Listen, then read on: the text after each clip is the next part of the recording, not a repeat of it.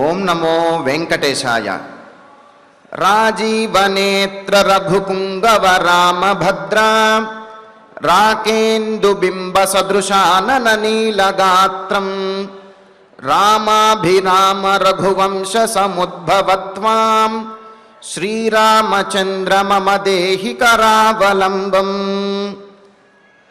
తామర పువ్వుల వంటి నేత్రములు గలవాడు, రఘుపుంగువుడు, జానకీ వల్లభుడు అయినటువంటి శ్రీరామచంద్రునికి నమస్కరిస్తూ తదభిన్న స్వరూపుడైనటువంటి ఆ శ్రీనివాసుని యొక్క దయా విశేషం చేత సమస్త మానవాళికి ధర్మ తత్పరతను సకల కార్యసిద్ధిని చేకూర్చాలన్నటువంటి సంకల్పంతో తిరుమల తిరుపతి దేవస్థానం వారు నిర్వహిస్తున్నటువంటి శ్రీమద్ రామాయణం అయోధ్యాకాండ ప్రవచన పారాయణ కార్యక్రమంలో నేటికి మనం 213వ రోజులకు ప్రవేశించాం. ఈ కార్యక్రమాన్ని ముందుగా శ్రీ గురు ధ్యానపూర్వకంగా సంకల్పవాక్యాలను అందరము కలిసి పలుకుతూ ఈ కార్యక్రమాన్ని శుభారంభం చేసుకుందాం. శ్రీ గురు ధ్యానం.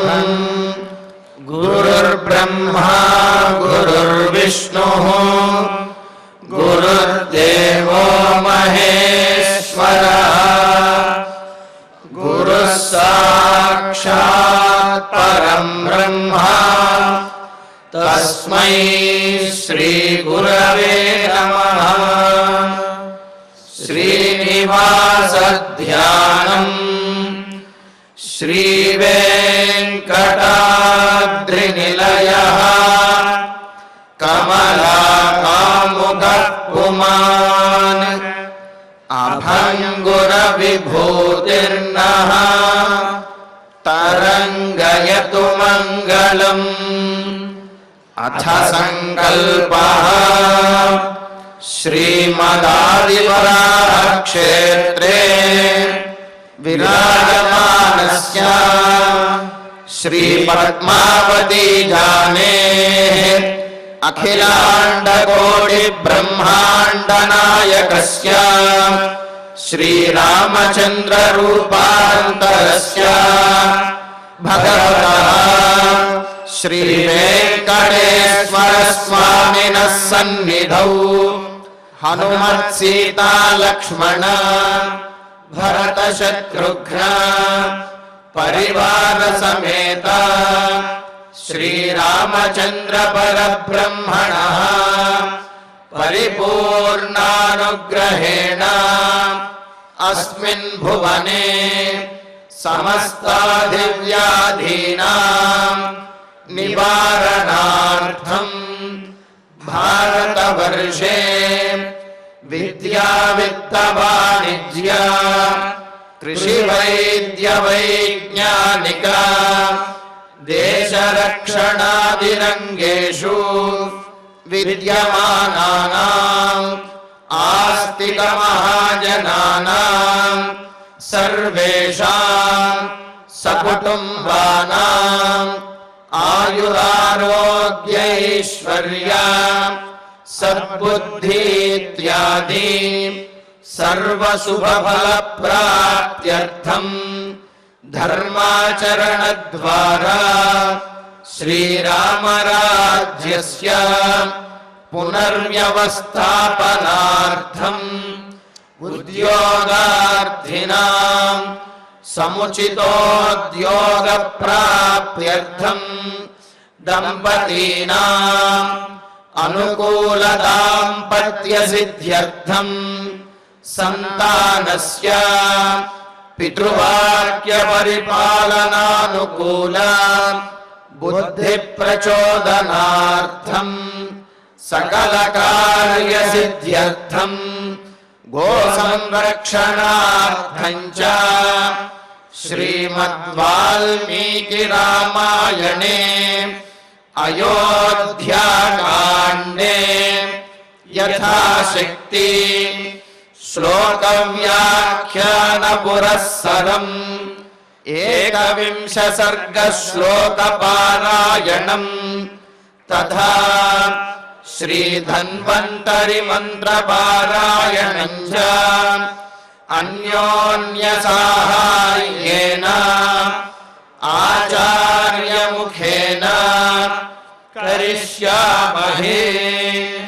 श्रीवाल्मीकि प्रार्थना कूजन्तं राम रामेति मधुरं मधुराक्षरम् आरुह्य कविताशाखां वन्दे वाल्मीकि कोकिलम् श्री आञ्जनेय प्रार्थना मनोजवं मारुततुल्यवेगम् जितेन्द्रियं बुद्धिमतां वरिष्ठम् वातात्मजं वानरयूथमुख्यम् श्रीरामदूतं शिरसा नमामि श्रीरामायण प्रार्थना वाल्मीकिगिरिसम्भूता रामसागरगामिनी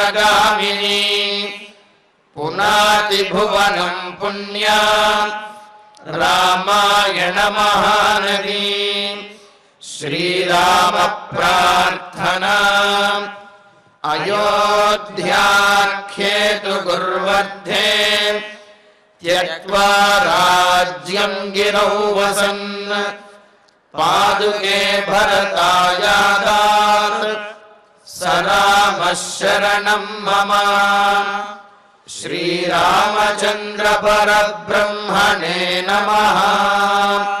अथ श्रीमद् रामायणे आदिकाव्ये अयोध्याकाण्डे एकविंशः सर्गः। श्रीमन्नारायण चरणौ शरणं प्रपद्ये। श्रीमते नारायणाय नमः। श्रीरामाय नमः।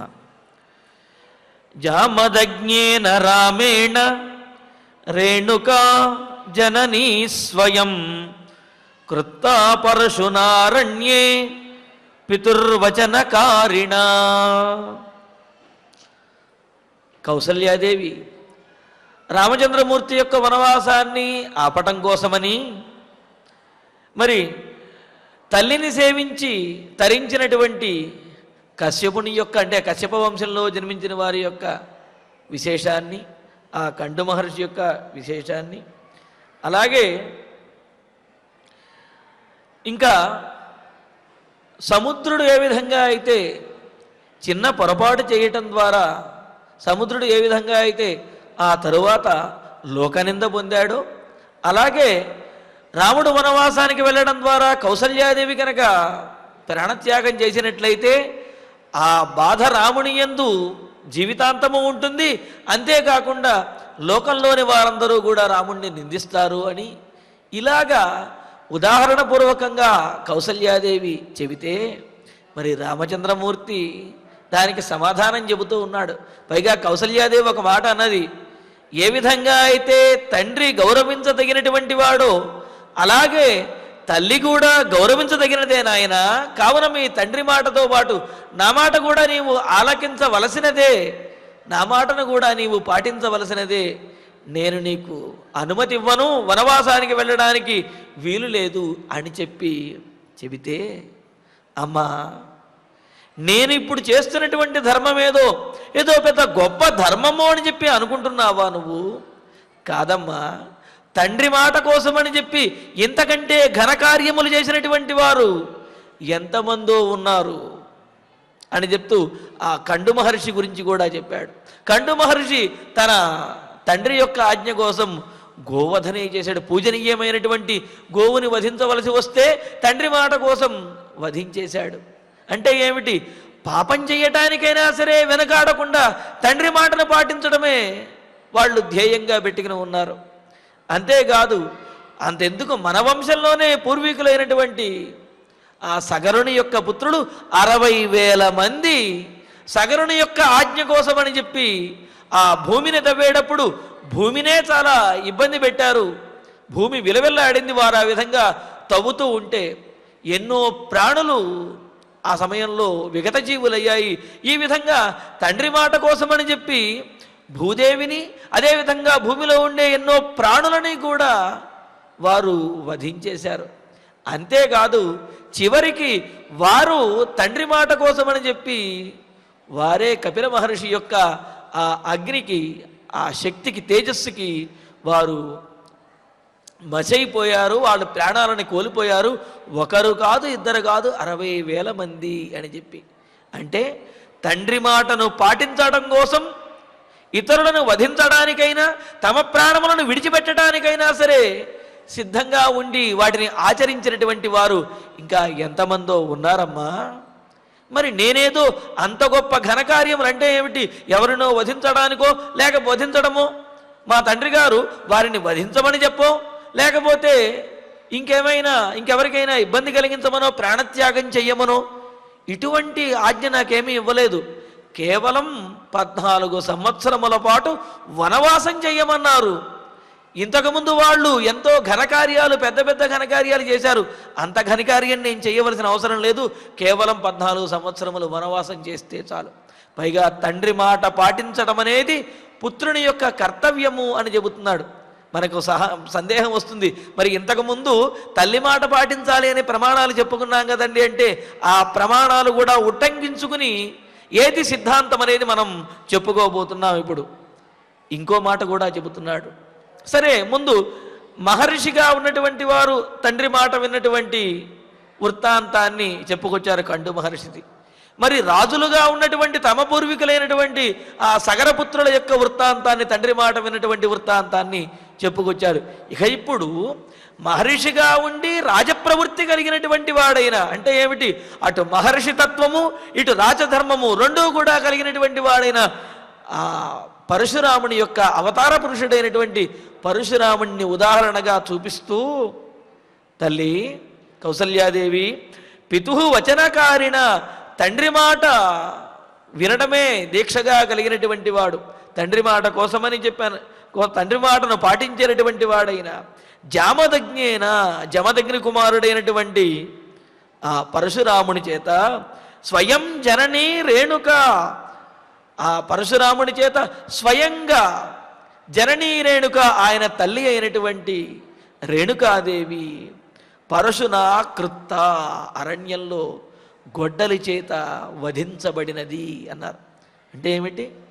పరశురాముడు తండ్రి ఆజ్ఞ కోసమని చెప్పి, తండ్రి ఆజ్ఞ ఇచ్చాడు అని చెప్పి తన తల్లినే గొడ్డలితోటి వధించేశాడమ్మా. మరి తండ్రి మాట కోసం ఏదైనా సరే తల్లినే వధించాలి అని చెప్పి వాళ్ళు ఆ విధంగా ఆచరించి చూపించారు. తండ్రి మాట అంతా విలువివ్వాలి అని. మరి నేను అటువంటి పనేమీ చేయటం లేదు కదా, కేవలం వనవాసం మాత్రమే మా తండ్రి గారు చెప్పారు. మరి వాళ్ళందరూ చేసినటువంటి పనులతో పోల్చుకుంటే నేను చేసే వనవాసం ఏ పాటిది అన్నట్లుగా చెబుతున్నాడు. మరి ఇక్కడ మనకు పరశురాముడంతటి అవతార పురుషుడు ఒక పక్క మునితత్వము అంటే ఋషితత్వము, మరి ఒక పక్క క్షత్రియతత్వము రెండూ కలిగినటువంటి వాడై, ఎందుకు అన్నీ తెలిసినటువంటి వాడైన పరశురాముడు తల్లిని వధించవలసి వచ్చినది అంటే దానికి మనకు కాళిక పురాణంలోనూ అదేవిధంగా మహాభారతంలోనూ కూడా ప్రమాణాలు చక్కగా ఆ వృత్తాంతం అనేది మనకు గోచరిస్తూ ఉన్నది. అధకాలే వ్యతీతేతు జామదగ్నిర్మహాతపాః విదర్భరాజస్య సుతాం ప్రయత్నేన చితాం స్వయం అని చెబుతూ, జమదగ్ని మహర్షి విదర్భరాజుత అయినటువంటి ఆమెను వివాహమాడాడు. విదర్భరాజసుతాం ప్రయత్నేన చితాం స్వయం భార్యార్థే ప్రతిజగ్రాహ రేణుకాం లక్షణాన్వితాం అని చెప్పి సర్వలక్షణోపేత అయినటువంటి, సర్వలక్షణ సమన్విత అయినటువంటి రేణుకాదేవిని జమదగ్ని మహర్షి వివాహమాడాడు. మరి వారిరువురికి కూడా సంతానం కలిగింది. సాతస్మా సుషివే పుత్రాన్ చతురో వేద సమ్మతాన్ అని చెబుతూ, వేద సమ్మతులైనటువంటి చక్కటి ఆ ఋషి సంప్రదాయంలో ఉండేటటువంటి వారైన 4 కుమారులు వారికి కలిగారు. వృషణ్వంతం సుషేణంచ, వృషణ్వంతుడు, సుషేనుడు, విశ్వడు, విశ్వావసుడు అని చెప్పి ఈ విధంగా 4 సంతానం కలిగారు. మరి ఆ 4 తర్వాత పశ్చాత్తస్యాం స్వయం యజ్ఞే భగవాన్ మధుసూదన అని చెబుతూ, ఆ 4 తర్వాత 5వ వాడిగా సాక్షాత్తు శ్రీమన్నారాయణుడే ఆమెకు పుత్రునిగా జన్మించాడు. కార్తవీర్యార్జునుణ్ణి ఆయనని అణచివేయటం కోసమని చెప్పి అలాగా శక్రాద్యై సకలైశ్వరై అని చెబుతూ ఇలాగా దేవతలందరి యొక్క ప్రార్థనతోటి, అలాగే ఈ లోకంలో క్షత్రియుల యొక్క మదమును అణచడం కోసము అని అన్నట్లుగా పరశురాముడు ఆవిర్భవించాడు 5వ కుమారుడిగా. ఈ విధంగా జమదగ్ని రేణుక వీరిరువురికి కూడా 5గురు సంతానం. 5వ వాడు చిన్నవాడు పరశురాముడు అన్నమాట. ఆయన అయం నిజపితామహ్యా చెరుభుక్తి విపర్యయాత్ బ్రాహ్మణ క్షత్రియాచారో రామోభూత్ క్రూరకర్మకృత్ అని చెప్పి, మరి 5గురు సంతానం అయితే 5గురిలో 4గురేమో ఈ వేద సమ్మత అంటే ఈ వేదాంగములన్నీ కూడా అధ్యయనం చేసినటువంటి ఋషి ప్రవృత్తిలో ఉంటే, ఈ పరశురాముడు మాత్రము క్షత్రియ ప్రవృత్తితోటి ఉన్నట. ఎందుకు అలాగా క్షత్రియ ప్రవృత్తితో ఉన్నాడు అంటే, ఈ పరశురాముని యొక్క తల్లి అంటే ఆమె యొక్క అమ్మమ్మ గారు ఆమె చేసినటువంటి చిన్న పని వల్ల నిజ పితామహ్యా చెరుభుక్తి విపర్యయాత్. పితామహి అని అన్నారు. పితామహి అంటే తండ్రి యొక్క తల్లి అన్నమాట. ఆమె యొక్క తండ్రి తల్లి చేసినటువంటి చిన్న విపర్యయం వల్ల అంటే అక్కడ ఒక యజ్ఞం చేస్తారు. యజ్ఞంలో చెరుప్రసాదాన్ని చెరుప్రసాదాన్ని ప్రసాదంగా ఇస్తారన్నమాట, సంతానం కోసమని ఇచ్చే సందర్భం. ఆ సందర్భంలో మరి ఒకరికి రాచరికము కలిగినటువంటి క్షత్రియ తేజస్సు కలిగినటువంటి సంతానం కలగటం కోసము, మరి ఒకరికి ఆ ఋషి పరంపరలో ఆ విధమైనటువంటి ఋషిగా ఉండేటటువంటి తపస్సంపన్నటువంటి వాడు జన్మించడం కోసము అని చెప్పి ఆ చెరుప్రసాదం పెడితే, మరి అక్కడ ఆమె చేసినటువంటి పొరపాటు వల్ల ఈ తల్లి ఋషి సంప్రదాయంలో అంటే తపస్సంపన్నుడైనటువంటి వాడిని గ్రహించడం కోసం తీసుకోవాల్సిన చెరుప్రసాదానికి బదులుగా ఆ రాచరికపు క్షత్ర తేజస్సు కలిగినటువంటి ఆ చెరుప్రసాదాన్ని తీసుకోవటం ద్వారా ఈ ఋషి పరంపరలో అంటే ఏంటి జామదగ్ని యొక్క కుమారుడు ఎవరైతే ఉన్నారో ఆయన క్షత్రియ తేజస్సుతోటి ఆవిర్భవిస్తాడనమాట ఈ పరశురాముడు. ఆ విధంగా ఆ చెరుప్రసాదం మారిపోవటం ద్వారా ఈ జమదగ్ని కుమారుడైనటువంటి పరశురాముడు క్షత్రియ తేజస్సుతోటి ఆవిర్భవించాడు. అందుకనే అయం నిజ పితామహ్యా చెరుభుక్తి విపర్యయాత్ బ్రాహ్మణ క్షత్రియాచారో రామోభూత్ క్రూరకర్మకృతు అని చెబుతూ, బ్రాహ్మణుడిగా జన్మించినప్పటికీ కూడా క్షత్రియుడిగా ఆయన యొక్క కార్యములన్నీ కూడా ఆ స్వభావం అంతా కూడా ఆ విధంగా ఉన్నదన్నమాట. ఉంటే ఈ విధంగా కాలం గడుస్తూ ఉన్నది. మరి ఈ పరశురాముడు వేదాంగములు వీటితో పాటుగా ఈ క్షత్రియ విద్యలను కూడా అభ్యసించడం మొదలుపెట్టాడు. అభ్యసించాడు. ఇలా కాలం గడుస్తూ ఉండగా ఒకానొక సందర్భంలో రేణుకాదేవి ప్రతిరోజు కూడా ఆమెకు ఉన్న అలవాటు నదీ తీరానికి వెళ్ళి ఇసుకతోటి ఒక కొండను తయారు చేసి ఆ కొండతోటి నీళ్లు తీసుకుని ఆశ్రమానికి వస్తూ ఉండేది. అలా వస్తూ ఉంటే ఒకానొక రోజున ఆమె నదీ తీరానికి వెళ్ళింది. ఇసుకతోటి కొండను చేస్తూ ఉంది. ఇంతలో ఆ నదిలో చిత్రరథుడు అనే గంధర్వుడు అప్సరసలందరితో కూడి జలకాలాడుతూ ఉంటే మరి అతను చాలా అందంగా ఉన్నాడు. పైగా ఆ వాతావరణం కూడా ఆ విధంగా ఆహ్లాదకరంగా ఉన్నది. అలా జలకాలాడుతూ ఉండేటప్పటికీ ఈ రేణుకాదేవి ఆ చిత్రరథుడిని చూచి ఆహా ఎంత అందంగా ఉన్నాడు, వీళ్ళది కదా నిజమైనటువంటి ఆనందము అని ఆమె మనస్సులో ఒక రకమైనటువంటి వికారము కలిగిందనమాట. భార్యాభి సదృశీభిశ్చ జలక్రీడా రథం శుభం సుమాలినం సుకాంతాంచ తరుణం చంద్రసన్నిభం అని చెబుతూ చాలా అందంగా ఉన్నటువంటి వాడు తన ప్రేయసులతోటి జలకాలాడుతున్నటువంటి ఆ చిత్రరథుడిని చూసేటప్పటికీ ఈమెకు మనస్సులో ఒక రకమైన వికారం అనేది కలిగేటప్పటికీ ఒక్కసారి ఆ ఆలోచన వచ్చిన తర్వాత మరలా తేరుకుని చీచి ఏమిటి ఈ ఆలోచన, ఇటువంటి ఆలోచన రావటమా అని చెప్పి అనుకున్నది. ప్రతిరోజు కూడా చాలా సునాయాసంగా ఇసుకతోటి కుండ చేసి నీళ్లు తీసుకురాగలిగినటువంటి ఆమె ఆ రోజు కనీసం కుండను కూడా చేయలేకపోయింది. ఇంకా అక్కడ నుంచి శరీరంలో వణుకు పుట్టి ఏమిటి ఇటువంటి దుష్టమైనటువంటి ఆలోచన వచ్చింది అని చెప్పి శరీరంలో వణుకు పుట్టి అక్కడి నుంచి పరుగున ఆశ్రమానికి వచ్చేసింది. వచ్చేస్తే అబోధిజమదగ్నిస్తాం రేణుకాం వికృతాం తథా ధిక్ పాపరతేత్యేవం నినిందచ సమంతతః. ఆశ్రమానికి వచ్చింది. అప్పటికి ఆమె శరీరంలో వణుకు, అదేవిధంగా ఆమె ముఖంలో భయము కనిపిస్తున్నది. ఎందుకు అంటే ఆమె మనసులో రాకూడనటువంటి ఆలోచన ఒకటి వచ్చింది. ఆ ఆలోచనకు ఆమెకే భయంగా ఉన్నది. ఆ పాపం చేశాను అనే ఆ భావన ఆమెలో ఉన్నది. దాంతో ఆమె శరీరం వణుకుతున్నది, ముఖంలో భయం గోచరిస్తూ ఉన్నది. మరి ప్రతిరోజు నీళ్లు తీసుకుని ఎంతో ప్రశాంతంగా వచ్చే రేణుకాదేవి ఆనాడు ఆ విధంగా రావటం చూచినటువంటి జమదగ్నికి జరిగిన విషయం తెలిసినది. తెలిసి ఈ విధంగా భర్త, అదేవిధంగా ఇంతమంది పిల్లలు కలిగినటువంటి నీవు పరపురుషుని మీద ఈ విధంగా వ్యామోహాన్ని పొందుతావా, ఇటువంటి పాపానికి ఒడిగడతావా అని చెప్పి ఆయనకు కోపం వచ్చింది.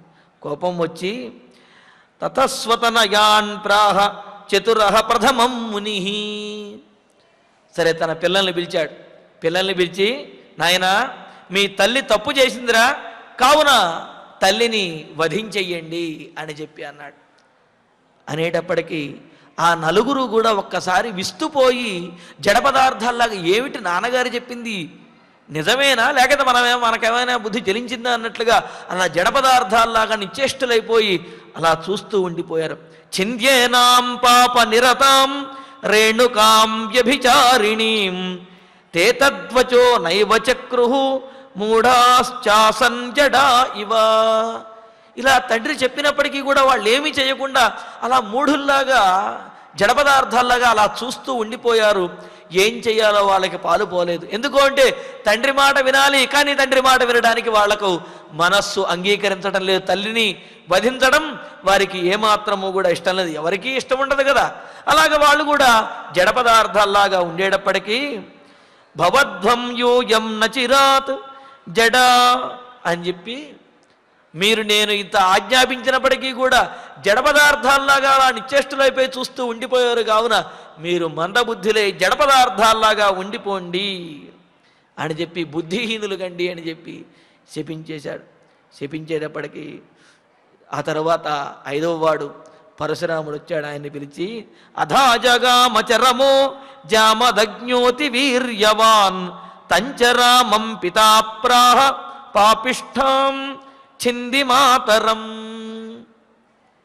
పరశురాముడు రాగానే చెప్పాడు, నాయనా ఇదిగో తల్లి దుష్టురాలు, దుష్టమైనటువంటి ప్రవృత్తి కలిగింది, కావున ఈమెను నీవు చింది వధించవయ్యా అని చెప్పి అన్నాడు. అనేటప్పటికీ పరశురాముడు ఒక్కసారి చూశాడు. చూసేటప్పటికీ తన అన్నలందరూ నలుగురు కూడా బుద్ధిని కోల్పోయినటువంటి వాళ్ళై మూఢులుగా ఉన్నారు. తల్లి ఆ విధంగా వణికిపోతూ బాధపడుతూ ఉన్నది. తండ్రి యొక్క కళ్ళలో తీవ్రమైనటువంటి కోపము చూశాడు. మరలా ఒక్కసారి తండ్రి కేసు చూశారు, ఏమైనా ఆయన యొక్క నిర్ణయంలో మార్పు ఉంటుందా అని. ఏమీ లేదు. దాంతో రామేణ రేణుకాం చిన్నాం దృష్ట్వా చాక్రోధనో భవతు. మరి పరశురాముడికి ఆయన చేతిలో ఎప్పుడూ కూడా గొడ్డలి, పరశు అంటే గొడ్డలి అన్నమాట. ఆ గొడ్డలి ఎప్పుడూ కూడా ఆయనతో పాటే ఉంటుంటే ఆ గొడ్డలి తీసుకున్నాడు. తీసుకుని ఒక్క వేటుతోటి రేణుకాదేవి యొక్క శిరస్సుని ఖండించేశాడు. వెంటనే ఏం లేదు, తండ్రి మాట చెప్పాడు, తండ్రి మాట పాటించాలి అనుకున్నాడు. తన చేతిలో ఉన్న గొడ్డలతోటి రేణుకాదేవి తన తల్లి యొక్క శిరస్సుని ఖండించేశాడు. శిరస్సు నేలకూలింది. అయితే మరి అప్పుడు ఆ సందర్భంలో రామేణ రేణుకాం చిన్నాన్ దృష్ట్వా చాక్రోధనభవతు. అప్పుడు జమదగ్ని మహర్షి యొక్క కోపము ఉపశమించింది. ఆయన కోపం చల్లారింది. చల్లారి ప్రసన్న సన్నిధి రామమువాచ. జమదగ్ని మహర్షి ప్రసన్నుడై పరశురాముడితోటి అన్నాడు, నాయన ప్రీతోస్మి పుత్ర భద్రంతే యస్త్వయా మద్వచకృతం తస్మాదిష్ట వరాన్ కామాన్ త్వం వై వరయ సాంప్రతం. నాయన పరశురామ పుత్ర, నా మాట కోసం నువ్వు ఇంతటి పని చేశావు, కావున నేను నీకు పూర్తిగా ప్రసన్నుడనయ్యాను, నీకే వరం కావాలో కోరుకో అని చెప్పి అన్నాడు. అనేటప్పటికీ సతురామో వరాన్ వవ్రే మాతురుద్ధానమాదిత. పరశురాముడు మొట్టమొదటి వరం కోరుకున్నాడు, నా తల్లిని బతికించండి అని కోరాడు. చూడండి, తండ్రి ఆజ్ఞ కోసం అని చెప్పి తల్లిని వధించేశాడు. వధించి తండ్రి ఏం వరం కావాలో కోరుకో అంటే, మా అమ్మ నాకు కావాలి, మా అమ్మను మీరు బతికించండి అని అన్నాడు. మరి మహర్షులు ఘటన సమర్థులు కావున వాళ్ళు ఏదైనా చేయగలుగుతారు, బ్రహ్మవేత్తలు వాళ్ళు ఏదైనా చేయగలుగుతారు కావున అలాగే అని చెప్పి అన్నారు. ఆ శిరస్సు మరలా అతుక్కున్నది. ఆ పడిపోయినటువంటి ఆమె నిధులలో నుంచి లేచినట్లుగా అలా లేచి కూర్చున్నది ఆమె. వధస్యాస్మరణం తస్యా భ్రాతॄణాం శాపమోచనం. ఇలాగా వరాలు వరుసగా కోరుతూ ఉన్నాడు. మొదటి వరం, నా తల్లి మరలా పునరుజ్జీవితురాలు అవ్వాలి. రెండవ వరం, ఈ జరిగినటువంటి వృత్తాంతం ఏది కూడా తల్లికి గుర్తుండకూడదు అని అన్నాడు. ఎందుకు అంటే, అసలు జమదగ్ని మహర్షి ఆ విధంగా ఆమెను వధించమని చెప్పడానికి కూడా కారణం ఏమిటి అంటే, ఆమె జీవించి ఉన్నప్పటికీ కూడా మానసికమైనటువంటి వ్యధతోటి కుంగిపోతూ కృషించిపోతూ ఉండేది. ఎందుకు అంటే, ఆమెకు కూడా తెలిసింది తాను పాపపు ఆలోచనలను చేశానని. ఎప్పుడూ లేనటువంటిది, ఎన్నడూ ఊహించని విధంగా పరపురుషుణ్ణి చూసి ఆ విధమైనటువంటి భావన కలిగింది అని చెప్పి ఆమె మనస్సులోనే విపరీతమైనటువంటి బాధ, ఆ బాధతోటి శరీరం అంతా కూడా వణికిపోతూ ఉన్నది కదా. ఒకవేళ ఆమెను అదే విధంగా ఉంచినట్లయితే జీవితాంతము ఆమె బాధపడుతూ ఉంటుంది. అందుకనే జమదగ్ని మహర్షి ఆ బాధను తొలగించడం కోసమే, ఎందుకంటే ఆయన సామాన్యుడిగా తపస్సంపన్నుడైనటువంటి వాడు.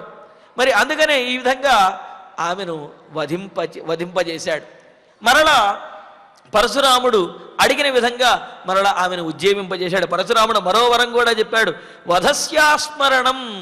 ఈ విధంగా పరశురాముడు వధించినటువంటి విషయము, అదేవిధంగా ఆ గంధర్వుని యందు ఆమెకు మనసు వెళ్ళినటువంటి విషయము, తద్వారా భయపడిన విషయం, పరశురాముడు వధించినటువంటి విషయం, ఇవేవి కూడా ఆమెకు గుర్తుండకూడదు అనే వరం కూడా అడిగాడు.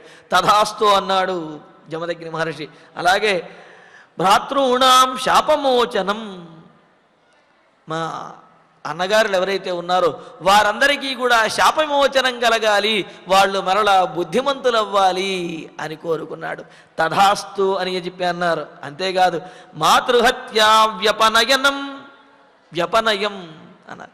మాతృహత్యా వ్యపనయం, మరి నేను తల్లిని హత్య చేశాను కదా, ఆమెను మరలా బతికించినప్పటికీ కూడా తల్లిని హత్య చేసినటువంటి పాపం ఎక్కడికి పోతుంది? సహజంగా అంటారు కదా, పిల్లిని చంపాం గుడి కట్టామంటే పిల్లిని చంపిన పాపం ఎలా పోతుందంటే గుడి కడితే పోతుంది అని చెప్పి అంటారు. అయితే అక్కడ పెద్దలు చెబుతారు, పిల్లిని చంపినటువంటి పాప ఫలాన్ని అనుభవిస్తాడు, ఆ గుడి కట్టినటువంటి పుణ్యఫలాన్ని కూడా అనుభవిస్తాడు. అంటే పాపఫలము పుణ్యఫలము రెండింటిని అనుభవించి తీరవలసినదే, ఏది కూడా విడవదు అని. అయితే ఆ పాపఫలం పోవటం కోసం దాన్ని కొంత చేయటం కోసం ప్రాయశ్చిత్తం అనేది మాత్రం చేసుకోవాలన్నమాట. అందుకని ఏమంటున్నాడు ఇక్కడ పరశురాముడు అడుగుతున్నాడు, తల్లిని వధించినటువంటి ఈ పాపం కూడా సమసిపోవాలి, మాతృహత్యా వ్యపనయం అన్నారు. మీకు అలాగే జరుగుతుంది నాయన, అయితే దాన్ని ఆ మాతృహత్యా దోషం ఏదైతే ఉందో అది సామాన్యంగా తొలగేటటువంటిది కాదు అని చెబుతూ దానికి ఉపాయం కూడా చెబుతాడు.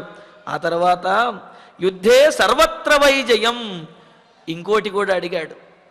యుద్ధం, నేను ఎక్కడ యుద్ధం చేసినప్పటికీ కూడా నాకు విజయమే ప్రాప్తించాలి అని చెప్పి అన్నాడు అన్నమాట.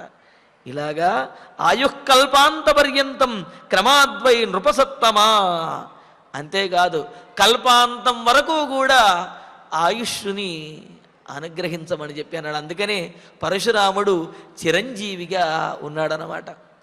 అంతే కదా, పరశురాముడు చిరంజీవిగా ఉన్నాడంటే ఆ తండ్రి ఇచ్చినటువంటి ఆ వరం అన్నాడు. తండ్రి ఇచ్చిన వరం ఏమని అడిగాడు, కల్పాంతం వరకు కూడా నేను పూర్ణాయుష్యున్నై, అంటే ఏమిటి, జీవించి ఉండాలి అని చెప్పి అని అన్నాడు.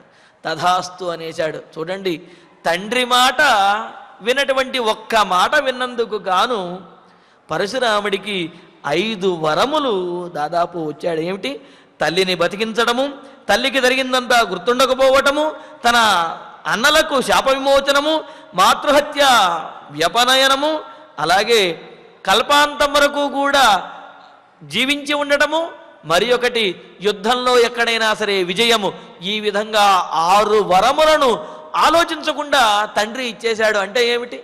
తండ్రి మాట వినడం అనే ధర్మాన్ని పాటించాడు. కావున ఆ తండ్రి వీటినన్నిటినీ కూడా ఇవ్వగలిగాడు అని చెప్పి అన్నారు. కావున ఆ తండ్రి మాట వినడం అనే ధర్మాన్ని పరశురాముడు కూడా పాటించి శ్రేయస్సునే పొందాడు అని చెప్పి దీని ద్వారా తెలుస్తూ ఉన్నదన్నమాట. అయితే ఈ మాతృహత్యా దోషం గురించి మాత్రం చెబుతూ, నపుత్ర వరదానేన మాతృహత్యాపగచ్చతి తస్మాత్వం బ్రహ్మకుండాయం గచ్చ స్నాతుంచ తజ్జలే అని చెప్తూ, నాయన మాతృహత్యా దోషం అనేది కేవలం నేను ఇచ్చేటటువంటి వరం వల్ల అది సమసిపోదయ్యా, ఉపాయం చెబుతాను అని చెప్పి బ్రహ్మకుండంలో వెళ్ళి స్నానం చేసినట్లయితే కనుక మాతృహత్యా దోషం కూడా అది సమసిపోతుంది అని చెప్పాడు. మరి ఆ చరిత్ర కూడా ఇంకా చాలా విశేషం ఉన్నది. ఇలాగా పరశురాముడు తన తండ్రి చెప్పినటువంటి మాటను విని ఆయన చిరంజీవి అయ్యాడు. సర్వత్రా కూడా విజయాన్ని పొందాడు, లోకంలో విఖ్యాతిని పొందాడు, అవతార పురుషుడిగా ఖ్యాతిని పొందాడు. ఈ విధంగా తండ్రి మాట కోసమని చెప్పి తల్లిని కూడా వధించి శ్రేయస్సునే పొందాడు పరశురాముడు. కానీ రాముడు అంటున్నాడు, మా నాన్నగారు అటువంటి పనేమీ చెప్పలేదమ్మా, కేవలం వనవాసం చేయమన్నాడు. ఇటువంటి ఈ చిన్న విషయాన్ని కూడా నేను పాటించకపోతే తండ్రి మాటను పాటించినటువంటి వారందరి యొక్క చరిత్రను తెలుసుకుని ప్రయోజనం ఏమున్నది? వారందరూ అంత ఘనకార్యములు చేస్తే నేను ఈ చిన్న పని కూడా చేయలేకపోతే నా జీవితానికి ప్రయోజనమేమున్నది? కావున నేను తప్పనిసరిగా ఆచరించి తీరుతాను అని చెప్పి అన్నాడు.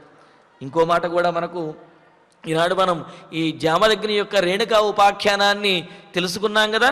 ఇది వినడం ద్వారా ఇదంతు మహదాఖ్యానం యశృణోతి దినే దినే స దీర్ఘాయు ప్రముదితః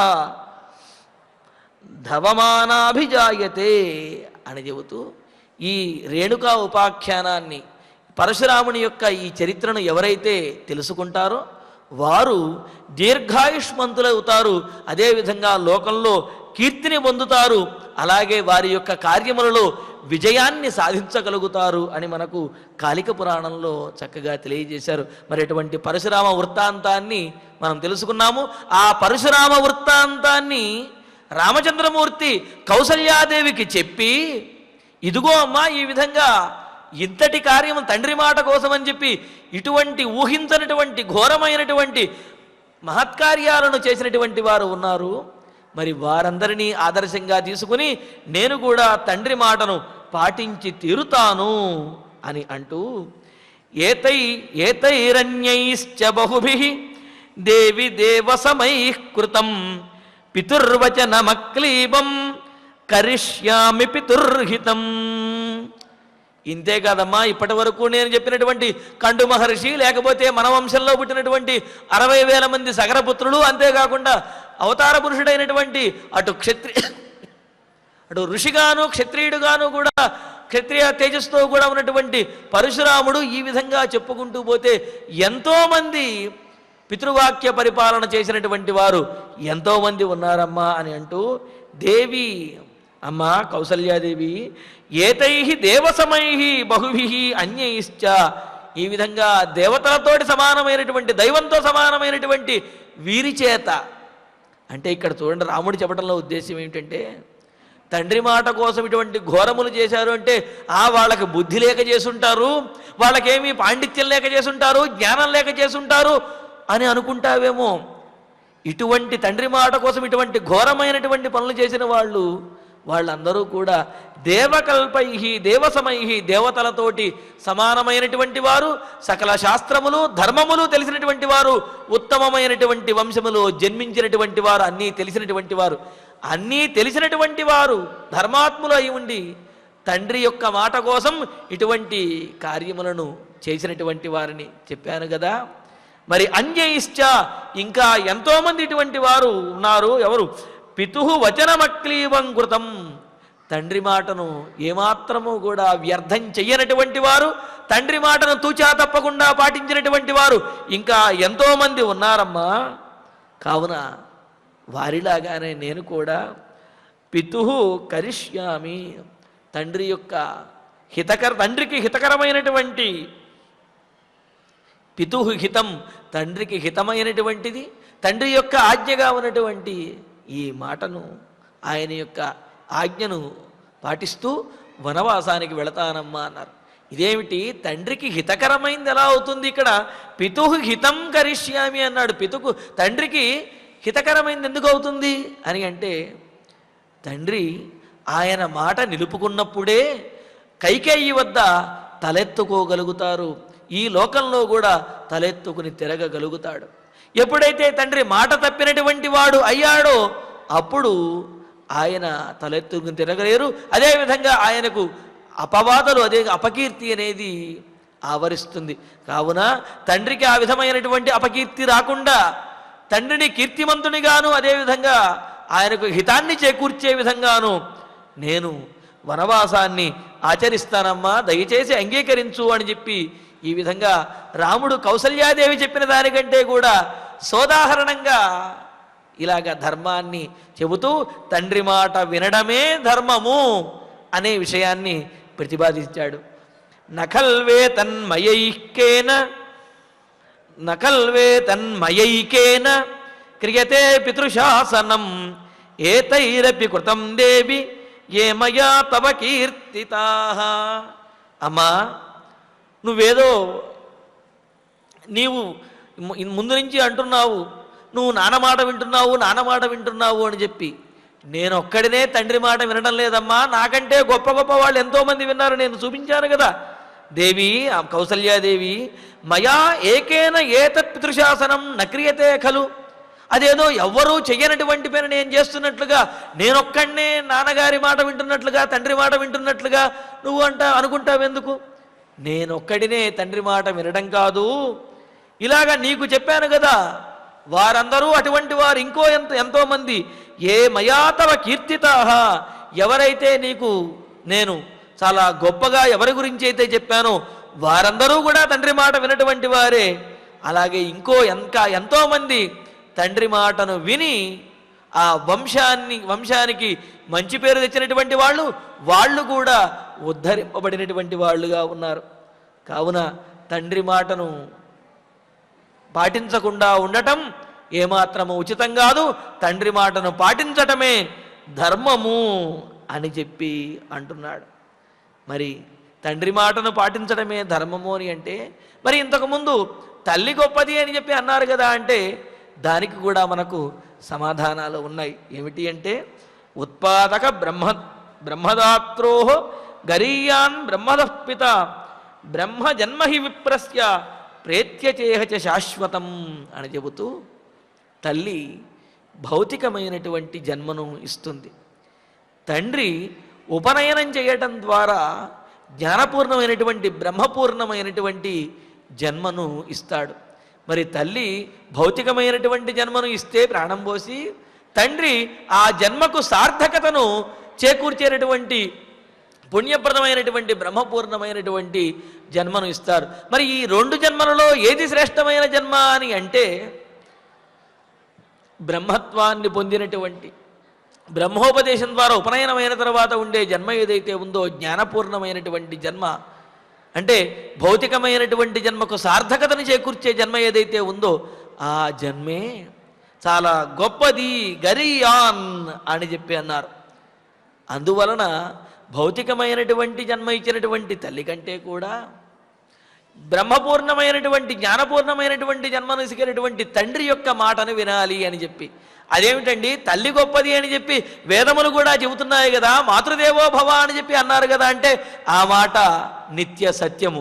అందుకనే ఏమన్నారు, సేవించేటటువంటి సందర్భం గనక వచ్చినట్లయితే తల్లిని తండ్రిని ఇద్దరినీ సేవించవలసిన సందర్భం వచ్చింది. మొదట ఎవరిని సేవించాలి? ముందు తల్లినే సేవించాలి. అలా సేవించే ధర్మంలో, సేవాధర్మంలో సేవించవలసి వచ్చినప్పుడు మొదట తల్లికే ప్రాధాన్యం. అందుకనే తల్లిని సేవించాలి, తల్లి గొప్పది అని చెప్పారు. మరి శాసనాన్ని పాటించేటప్పుడు అని అంటే, తండ్రి యొక్క మాట వినాలి అన్నారు. దానికి కారణం కూడా చెబుతున్నారు. ఏమిటి అంటే, తల్లి జన్మనిచ్చి పోషిస్తుంది, తండ్రి ఈ లోకం జ్ఞానాన్ని ఇచ్చి ఈ లోకంలో ఉన్నటువంటి వ్యవహారములన్నీ కూడా నేర్పుతాడు. కావున లోక వ్యవహారములని కూడా తెలిసినటువంటి వాడు, ఆ లోక వ్యవహారానుగుణంగా తన కుమారుణ్ణి మలసగలిగినటువంటి వాడు తండ్రి కనుక శాసనం పాటించవలసి వచ్చినట్లయితే, మాట వినవలసి వచ్చినట్లయితే తండ్రి మాటను వినాలి అని చెప్పి మనకు శాస్త్రములు తెలియజేస్తున్నాయి. ఎందుకు అంటే తల్లి కూడా ఆ తండ్రి మాట వినవలసినదే అని చెప్పి అన్నారు. మరో మాట కూడా చెబుతున్నారు.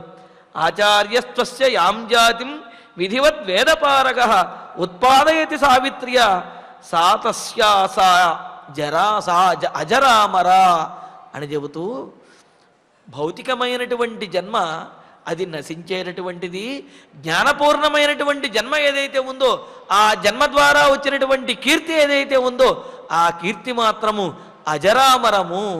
కావున శాశ్వతమైనటువంటి జ్ఞానపూర్ణమైనటువంటి జన్మనిచ్చేటటువంటి తండ్రి యొక్క మాటను, అంటే ఆ బ్రహ్మోపదేశం ద్వారా నూతనమైన రెండవ జన్మనిచ్చేటటువంటి తండ్రి యొక్క మాటనే వినాలి అనేది మనకు ధర్మశాస్త్రంలో తెలియజేశారు. అందుకనే రాముడు కూడా ఆ విషయాన్నే తెలియజేస్తున్నాడు. మరి తల్లి పూజనీయురాలు కదా, ఆ మాట వాస్తవం. తల్లి పూజనీయురాలే, సేవింపదగినదే. తల్లిని తండ్రిని ఇరువురిలో కూడా తల్లినే మొదట సేవించాలి అని చెప్పి అన్నారు. ఎంత గొప్ప స్థానం ఇచ్చారు అంటే తల్లికి. పరమహంసలు వీరు అంటే సహజంగా సన్యాసాశ్రమాన్ని స్వీకరించినటువంటి వారు ఎవరికి కూడా భగవంతుడికి నమస్కరిస్తారు. ఎవరికి కూడా వారు నమస్కారం చేయటం అనే సంప్రదాయం అనేది లేదు. కానీ ఒక్క తల్లికి మాత్రము పరమహంసలు, సన్యాసం తీసుకున్నటువంటి పరమహంసలు కూడా సాష్టాంగ నమస్కారం చేస్తారు. అంటే ఏమిటి? అన్నిటికీ అతీతమైనటువంటి పరమహంసలు కూడా వారు కూడా తల్లికి నమస్కరిస్తారు అని తెలుస్తున్నది దీనివల్ల. కావున తల్లికి ఇచ్చేటటువంటి గౌరవం, సేవాధర్మంలో తల్లికి ప్రథమ స్థానము అనేది, ఆ గౌరవము మర్యాద అది ఎప్పుడు ఉన్నతంగానే ఉంటుంది.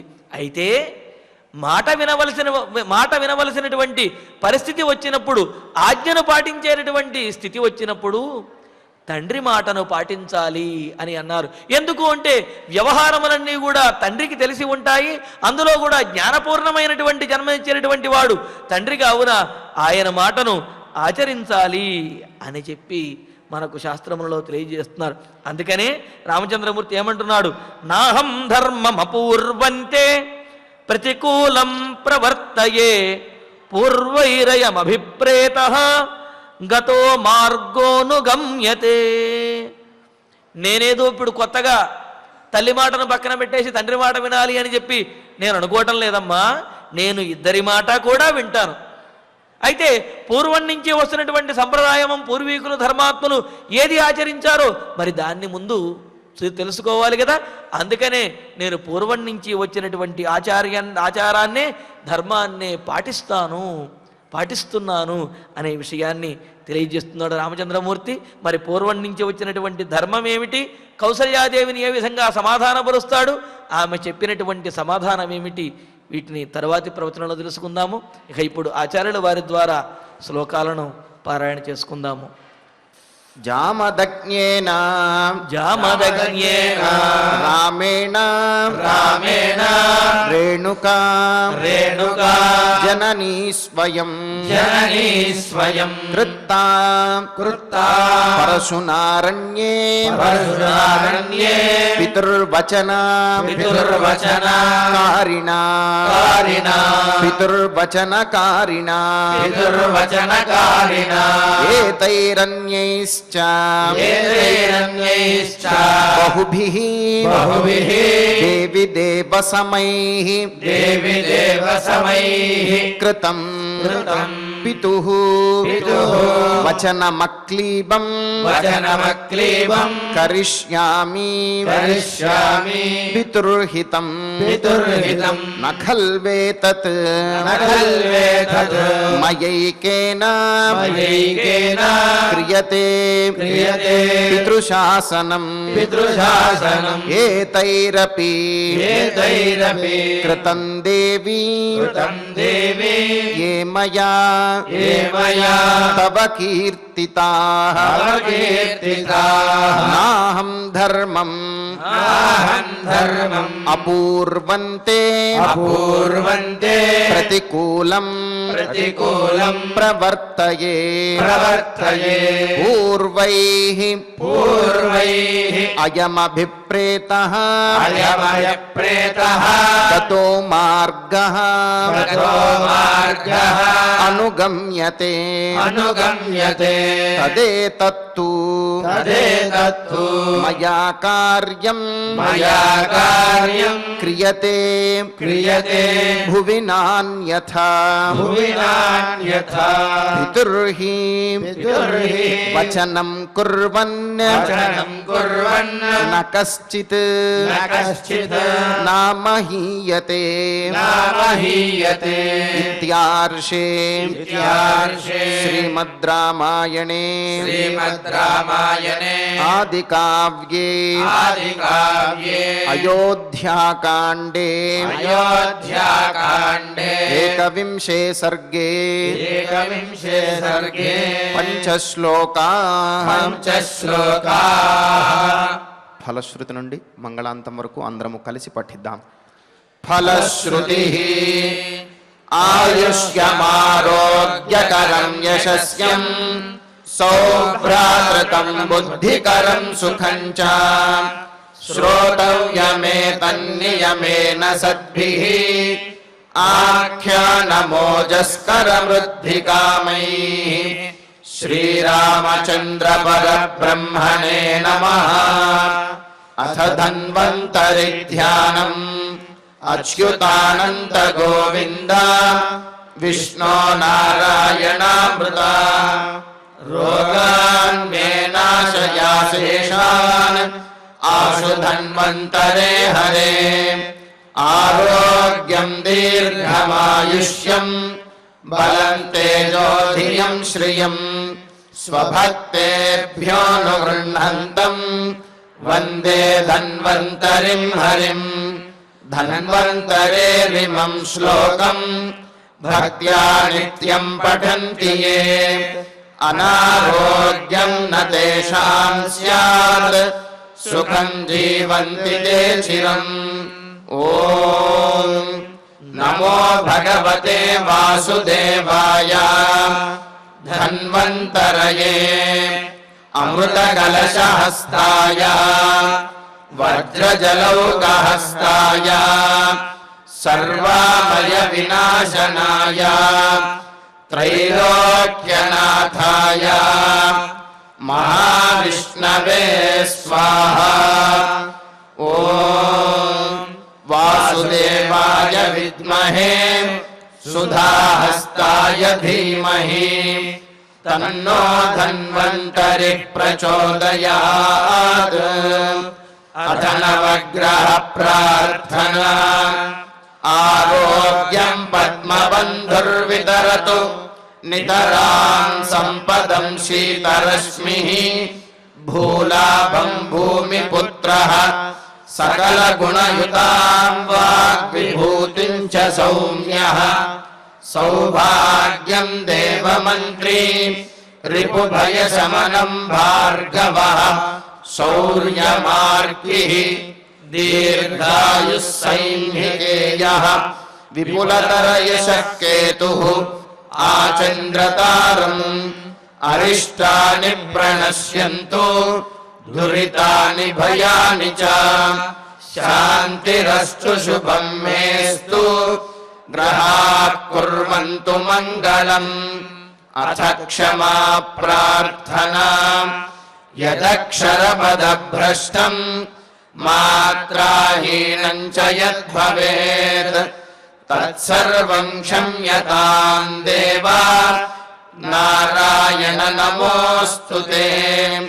అథ భగవత్సమర్పణం కాయేన వాచా మనసేంద్రియైర్వా బుద్ధ్యాత్మనా వా ప్రకృతే స్వభావాత్ కరోమి యద్యత్ సకలం పరస్మై నారాయణాయేతి సమర్పయామి.